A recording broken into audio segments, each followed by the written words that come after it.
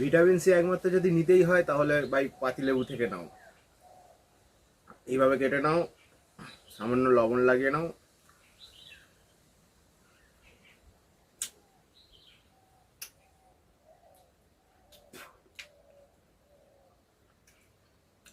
আরো অনেক রকম ভাবে খাওয়া যায়, জলে গুলেও খেতে পারো,